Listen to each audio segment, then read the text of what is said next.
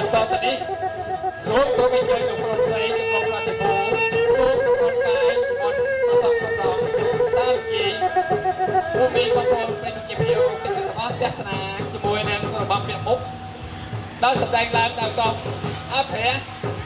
វប្បធម៌នៃវត្តសេរីមនីសង្កែរបស់យើងដូចតទៅ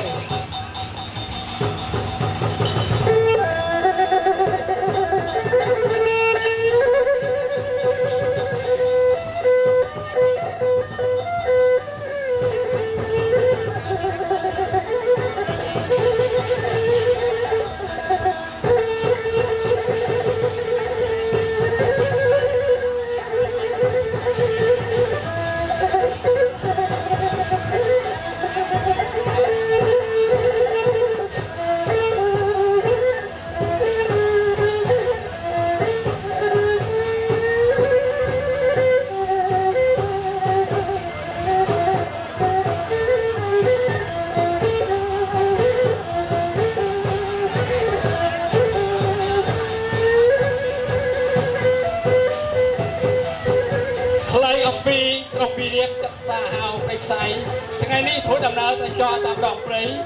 កំសាន្តហើយក្រុមវិរិយព្រោះនេះនឹងជួបព្រោះអភ័យជាមួយព្រះអង្គស្វាបហរមញ្ញយ៉ាងណានោះសូមប្រិយមិត្តយើងទស្សនានៅក្បាច់របាំបុរាណមួយប្រភេទនេះដែលសម្ដែងឡើងនៅអកប្បកិរិយាធ្វើសង្គ្រាមរវាងក្រុមវិរិយនិងស្វាហារបានរបស់យើងបាទ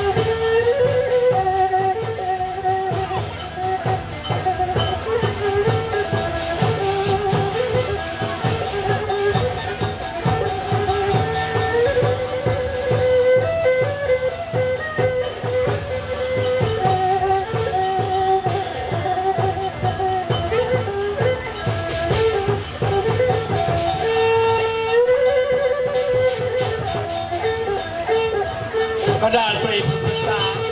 ក្រុងវិរិយក៏បានជួបជាមួយនឹងស្វាហាបាប្រមាណហើយតួអង្គទាំងពីរនេះក៏មានការតោះតែងផ្នែកកំណត់គ្នាទីបំផុតតួអង្គទាំងពីរក៏សម្រេចធ្វើសង្គ្រាមនឹងគ្នាដើម្បីយកចាញ់យកឈ្នះដោយសារក្រុងវិរិយជាយៈមួយដែលមានកម្លាំងមហិមាតែងតែដើរវាទៅបានធ្វើពេលឯងគ្រប់គ្នានោះ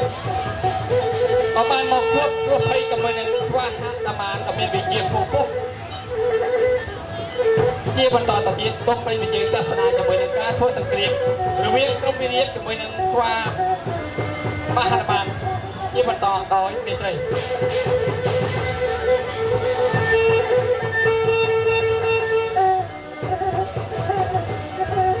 Thank you.